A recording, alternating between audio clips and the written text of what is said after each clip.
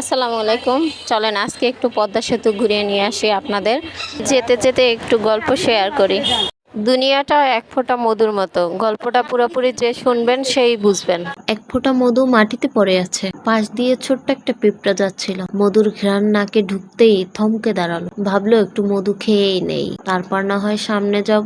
এক চুমুক খেলো, বাহ খুব মজা তো, আরেকটু খেয়ে নেই। আরেকটু চুমুক খেলো, তারপর সামনে চলতে লাগলো। হাঁটতে হাঁটতে ঠোঁটে লেগে থাকা মধু চেটে খাচ্ছিল। ভাবলো এত মজার মধু আর একটু খেয়ে নিলে কি হয়। আবার পিছনে ফিরলো, পূর্বে নিচে থেকে খেয়েছিল, ভাবলো নিচের মধু এত মজা, উপরেরটা হয়তো আরো মজা হবে। তাই আস্তে আস্তে বেয়ে বেয়ে মধুর ফোঁটার উপরে উঠে গেল। বসে বসে আরামসে মধু খাচ্ছে। খেতে খেতে এক পর্যায়ে পেট ফুলে গেল। ওইদিকে পা দুটো নিজের অজান্তেই আস্তে আস্তে মধুর ভিতরে ঢুকে যাচ্ছে। তখনই হঠাৎ পায়ের দিকে নজর পড়ল তার, কিন্তু ততক্ষণে অনেক দেরি হয়ে গেছে। মধু থেকে নিজেকে ছাড়িয়ে নিতে আপ্রাণ চেষ্টা করতে লাগলো, কিন্তু না, মধুতে তার সমস্ত শরীর মাখামাখি অবস্থা। অনেক চেষ্টা করেও নিজেকে আর উদ্ধার করতে সক্ষম হলো না।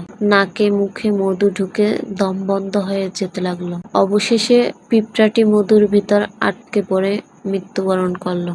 এই বিশাল দুনিয়াটা এক ফোঁটা মধুর মতো। যে এই মধুর পাশে বসে হালাল ও অল্পতে তুষ্ট থাকবে সেই বেঁচে গেল, আর যে এই স্বাদের মধ্যে ডুব দিতে গিয়ে হালাল হারাম বাজ বিচার না করে শুধু খেয়েই গেল, আর একটু করতে একদিন সে এর মায়া জালে আটকা পড়েই মারা যাবে। তখন আর কেউ তাকে উদ্ধার করতে পারবে না, ধ্বংস অনিবার্য। তার দুনিয়া ও আখেরাত দুটোই শেষ। সবাইকে অসংখ্য ধন্যবাদ ভিডিওটি দেখার জন্য।